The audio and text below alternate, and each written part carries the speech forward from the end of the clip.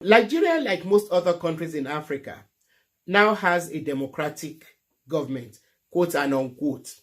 How can ordinary citizens, I mean, like that, the woman in that market in the sun, selling mangoes with a baby strapped on her back, has two other children at home of school age, who are not in proper schools, or who are in government schools that are not well run, or even completely out of school. Her husband is out there, maybe, working as a gardener somewhere, also, struggling just so that they can make ends meet for their families. How do these people get to now compel our so-called democratically elected government to see that this neoliberal agenda is not beneficial to us? How can we compel them, to make a shift from this ideology towards one which incorporates more social justice? But the issue, first of all, is that we must interrogate the whole idea that indeed there is some democracy in Africa. that we even have a full-blown democracy. Because I am very convinced that part of the reason why it is very possible for the international financial, capital and investors to actually hijack, our societies is because our governments are not democratic. They have elections regularly, and the fact that you have periodic elections does not necessarily make you a democracy. Fayed Zakaria, the guy that runs GPS, Global Public Sphere, on CNN, had actually written an article a long time ago, which was titled "Illiberal Democracies," and it says there are democracies, or there are societies around the world where you have elections regularly, and yet those same countries, routinely violate the human rights of their citizens. He says those are not democracies; they are pseudo, quasi-democracies or illiberal democracies. And so, the first challenge for Africans is to see that indeed we entrench real democracy in Africa, and it will require, like you said, that we galvanize the grassroots people to ensure that when elections are coming, they are fully involved in the political process. If I collect money, or somebody collects money and then votes for some charlatans, that's no democracy. That's a caricature of democracy. Because I wanted to say that they are involved in elections. Those people at the grassroots level. It's just that they are being used. They are the ones who go and line up on the days of elections in the sun. These same grassroots people. But they're the ones who are waylaid by the political parties, giving 4,000 naira, 5,000 naira, depending on what they're giving, or who end up voting for people because maybe they are from the same village, or the child of of a father who used to be a prominent figure. What I'm saying is that they do not link. How do we get them to link, that time she spends in the sun, eking and earning that is not enough to sustain her family or ensure her children's education? How do we get them to link that to, to them coming out to line up on election day and then using their votes, to get these people to compel them to serve them instead of these global war powers? Because on the long run, it is not in the interest of the neo-colonizers for our governments to work well.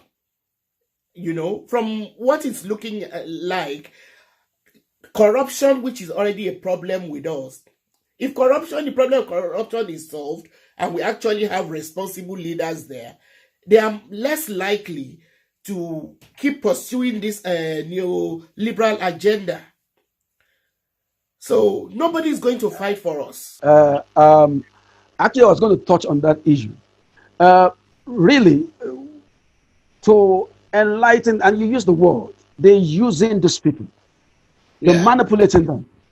Now, there's something that happened when this COVID started. People were saying, where are all those politicians who were bringing money during the elections? Because they all simply disappeared. Now, the point is that, yes, we need to be able to educate those who are the grassroots to see how their predicament is connected to wrong policies that are imposed on us by, international financial institutions who have their own agenda, Mm. which is completely detrimental and different from the agenda of the people who are on ground. They need to know that. And the political parties would have done us a lot of, what do you call it now? Giving us, they would have done a lot of good if they are on ground to do the education, because they are the ones that actually educate the electorate. But unfortunately, we don't have such political parties in this part of the world. Most of the political parties we have do not have ideologies. They are just concerned about, financial opportunities in government. And because we don't have such parties, political parties couldn't do the job unless, of course, there's a way we can, catalyze a situation where such a political party or such political parties will emerge. In the absence of that, we perhaps will have to fall back on our intellectuals, radical intellectuals, who need to now connect town and gown. They must become not just intellectual, but also activists who are able to, connect with all these town halls. We have town halls, all over the place, which a lot of the times are actually hijacked and manipulated by the powers that be. But by politicians, to be very specific. But the radical intellectuals can still do something in trying to ensure that when you have such town halls, they infiltrate the place. They are on ground. Of course, I understand that sometimes this is strictly by invitation. They invite some people. But at such points, even if you're not invited, we can actually have a set of people who have different opinions, who are outside there carrying the placards and all that. That happens when you have climate, change dialogues, and you see the civil society all over out. They weren't invited, but their views, one way or the other, percolates into, the flow of the meeting, and it is in a way considered. So intellectuals have a very big role to play in saying that we educate those who are the grassroots to see that their plight is heavily connected to policies that are coming from, international financial institutions and from the advanced world. You mentioned CSOs just now, NGOs, civil society, community-based organizations. But there's also the problem that these organizations are very often funded, by countries, the former colonial countries. They are funded from abroad. People whose interests do not necessarily coincide with the interest of the grassroots person in the developing world. And he who pays the piper calls the tune. So these NGOs themselves also have a challenge, because for them to survive, they just have to play along with the people who fund them. How do they find a balance between their need for finances to finance their projects, and these opposing interests of the funders? The CSOs are actually treading a very delicate ground in the sense that they need to do that balancing that you have mentioned. I think one way they could do this essentially is to ensure that they comply with their funders, but in some way also resist where it is necessary, and they have to do that very incrementally. Any radical departure from the funding body, of course, means that you're going to lose that funding. But beyond that, I think that we must deal more the CSOs in a very, because this is more like a war, and you have to devise a strategy. The CSO may have to look for means of influencing the government on the ground in such a way that it's not as overt as what they want us to see. It's crucial to be able to do that.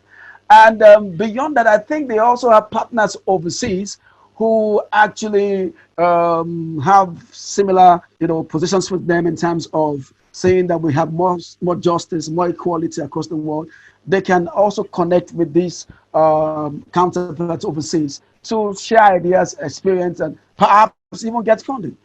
So basically, the point is these civil society organizations have to do what they have to do at the local level in terms of reaching out to the government in a very covert manner, and of course, on the other hand, ensuring that they connect with the counterpart overseas. But where they get funding from, conservative governments, I think they should play in a very subtle manner. Subtle in the sense that we must not be saying to be, because some of this funding we're talking about sometimes it's directly allocated to poverty alleviation projects. When that is, why not get that funding and use it? But they must always ensure. We must always ensure that we do not just allow the government to run policies that counter social justice and that will negatively affect poor vulnerable individuals. Okay, now let's look at the current pandemic that's going on in relation to Africa. Trump calls COVID-19 the Chinese virus.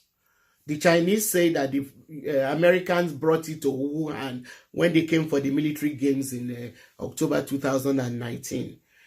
And then there has been some confirmed reports of Chinese blaming Africans for spreading the virus and using it as an excuse to discriminate against Africans in their country.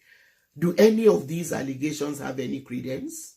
It has no credence. It has no basis, because the truth of the matter is that international travel is what is responsible for the spread of this COVID-19 and made it so fast. I mean, one of the things that defines the globalizing world is the advancement in transportation and information technology. And transportation technology has made it easy for us to travel around the world faster than ever before. And that explains why it is that COVID-19 was able to spread across the nation very fast. I think it's a lame argument to say that it's some black people, because different types of people, black, white, yellow, whatever you call them, are traveling around the world. So the second position, that globalization is responsible for the spread of COVID-19, it's clearly valid, and the empirical evidence around us to show that that's the case. I mean, that's how it spread around the world, is through international travel. I remember all the cases at the initial that took place in Nigeria were people who traveled abroad who came back. So it is international travel. It has nothing to do with blacks. It has everything to do with different people traveling around the world. Well, there are speculations that the world economic order might change as a result of this COVID-19. How might the world economic order change, and how might it affect Africa? We could speculate, but I'm very, very skeptical that we might have any fundamental change take place, after the pandemic. Because what I've seen during the pandemic is ultra-nationalism, where nations are simply, focusing on their immediate problem and forgetting about their neighbors and even their regions. And so I don't see that will change as soon as the pandemic is over.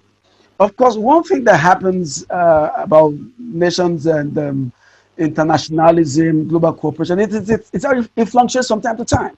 At some point, nations will say, okay, let us go. And what is actually happening? Even before now, it's interesting with the rise of Trump, the rise of ultranationalist parties in Europe.